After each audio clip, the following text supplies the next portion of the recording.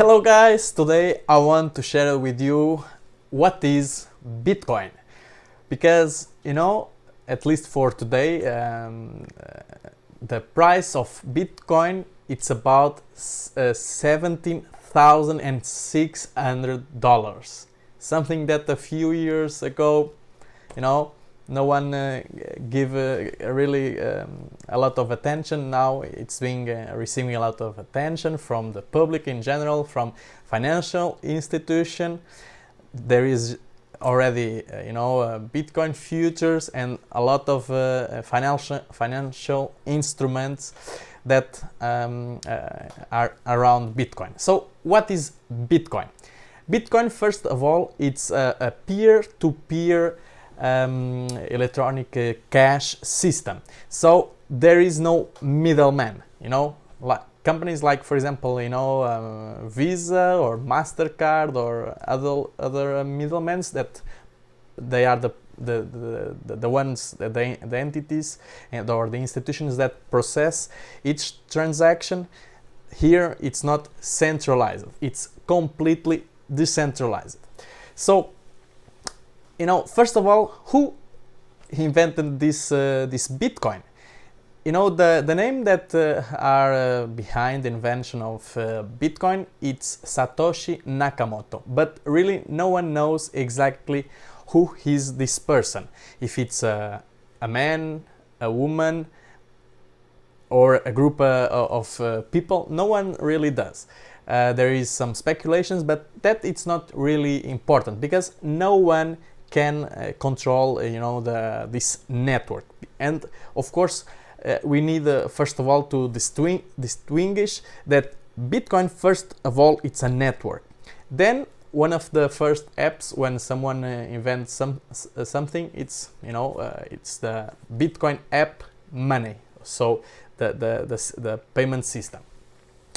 And so Bitcoin, it's money for the internet. This is a network that works 24/7. There is no holidays for the Bitcoin network. So you just need to have a computer or a smartphone with the internet connection, and you can receive and send Bitcoins. And the technology that is behind Bitcoin, the network, because we said there is no middleman, it's a technology. Each time that someone sends Bitcoin to another person, there is a record, a transaction that is a record in a blockchain. And like the name says, blockchain, it's a chain of blocks. They are linked together, so to the first transaction. So in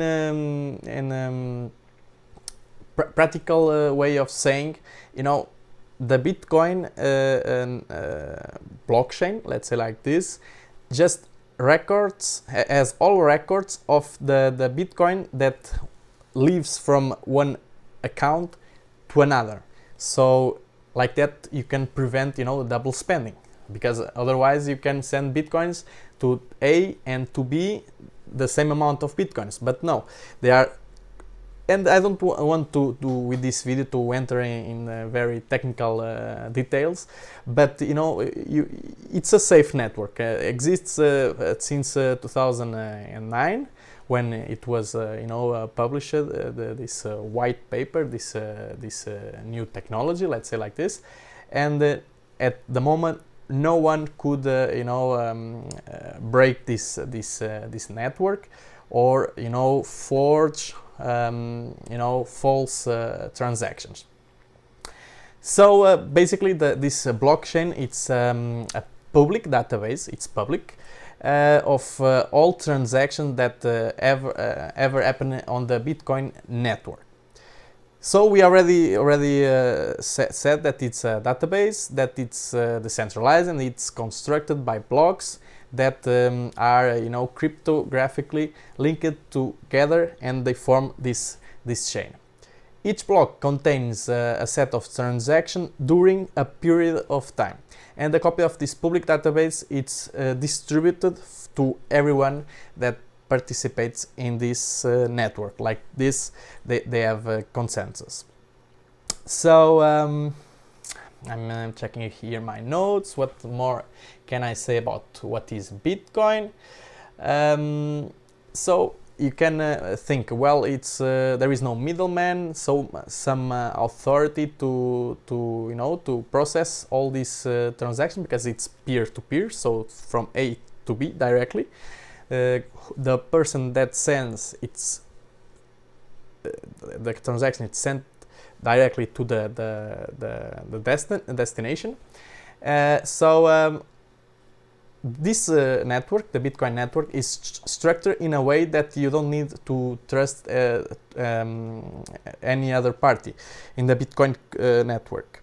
It is impossible, to cheat. We already spoke about that, about the number of Bitcoins you have. You can forge a transaction, and it isn't possible to anyone to take your Bitcoin from you, as long as you control your private keys.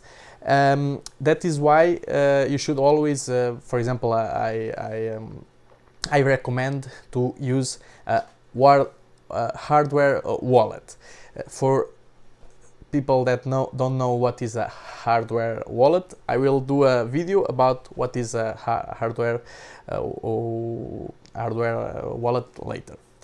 So we already said it's Bitcoin. It's a P2P technology. For those that are, it's normal for you when you download any content from the internet using uTorrent technology, like torrents, which the computers are connected directly from who are sending the information and who are receiving the information. So there is no central bank, no server, no institution, government or company that manages this network. So maybe it's connected. It's connected, not connected. Maybe you already heard about miners, mining. What is this? So the miners, basically, it's imagine very specialized hardware running software that each time these transactions they happen, they must be recorded in the blockchain. And so by mining, using this decentralized system, which let's say it's a computer that are processing the transactions, and these transactions, they are being recorded in the blockchain. Like that, we can prevent double spending. We have the network secure, and of course, each time you have a transaction, there is a small fee you must pay to these miners.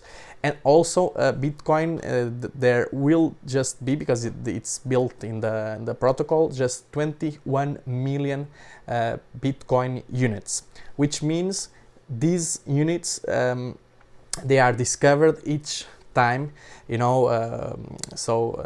miners, they are being rewarded by providing security for the network, and also processing these transactions. It's the way that the Bitcoin's units, let's say the coin, it's created.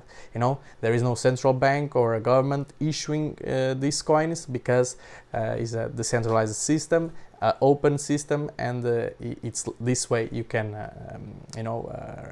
earn Bitcoins by building a special machine to secure and to transact these payments, let's say like this. What is the advantage of Bitcoin?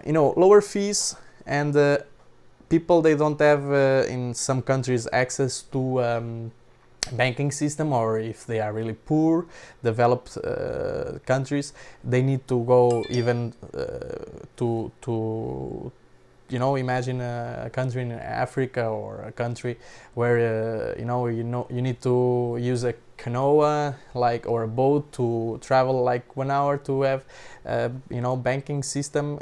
For these people, they just, with the $20 US dollars smartphone, even they don't have electricity at home. They have a little panel solar that is connected to the smartphone, recharging the battery, and they have internet connection because there is a an antenna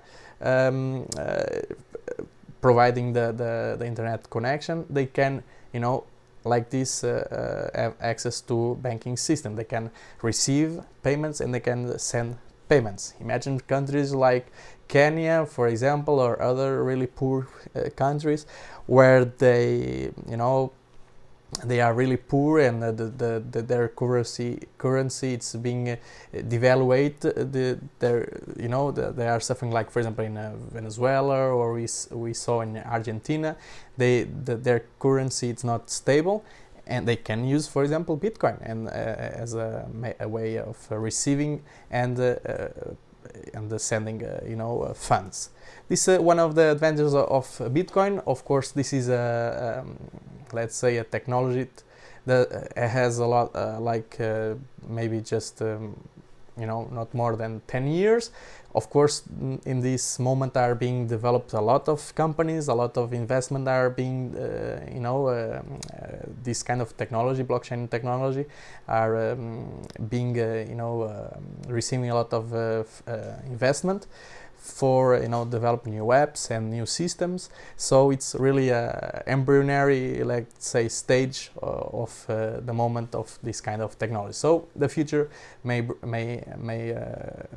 will bring more and more advantage and more applications. So this is I try to resume a very complicated subject because this is a technical subject, of course, but I always say this: we don't need to drive a car to be a mechanical engineer or to be a mechanic. We just need to use the key to open the door, the key to put the engine to start, and then we can drive a car. This is the kind of it's almost the same. There is some basic information we need to know.